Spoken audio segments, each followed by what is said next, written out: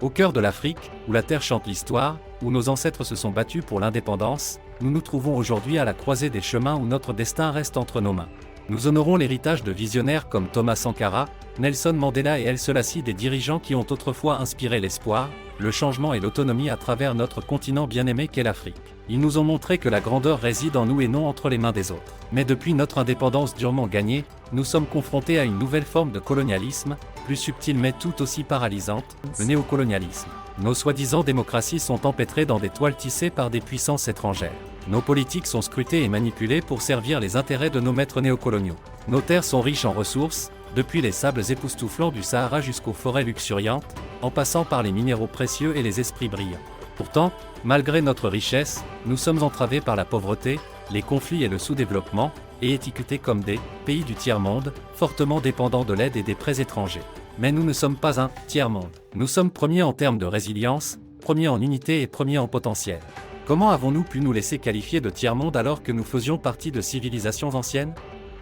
Les grands pharaons de l'Égypte ancienne ont bâti un empire redoutable et puissant. Comment pourrions-nous être dans le tiers-monde alors que l'une des 7 merveilles du monde, la grande pyramide de Gizeh, témoigne de la puissance de l'esprit africain ? L'Afrique a un grand potentiel, riche en culture, en ressources et en opportunités inexploitées. Mais malheureusement, aujourd'hui, les étrangers exercent toujours une influence sur nos économies, faisant écho aux luttes du passé. Mais aujourd'hui, le moment est venu d'engager une nouvelle bataille, une bataille pour la libération économique. N'oubliez pas que nos ancêtres se sont battus pour l'indépendance politique, cependant, leurs efforts restent vains parce que nous n'avons pas atteint l'indépendance économique. Atteindre cette forme d'indépendance commence avec nous, Africains du Cameroun, du Nigeria, du Ghana, d'Afrique du Sud et d'ailleurs. Nous devons regarder à l'intérieur et consacrer notre temps, notre énergie et nos ressources à la construction d'une Afrique autonome. Fini les voyages dangereux à travers les déserts et la Méditerranée vers l'Europe ou d'autres pays.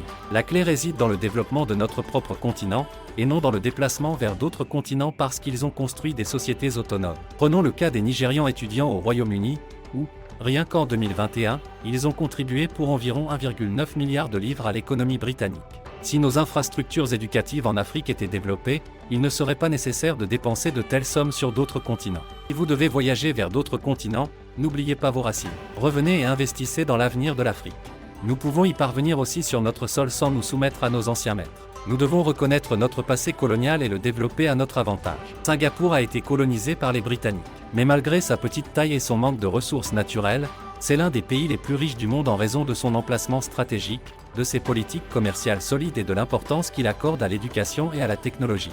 D'autres pays colonisés non africains prospèrent désormais. Il ne s'agit donc pas de supériorité, mais de résilience après la colonisation. Le Japon prospère grâce à des ressources qui ne lui appartiennent pas, et pourtant il est un géant asiatique industriel et technologique. Pourquoi l'Afrique, avec ses ressources, ne peut-elle pas être au même niveau que le Japon ?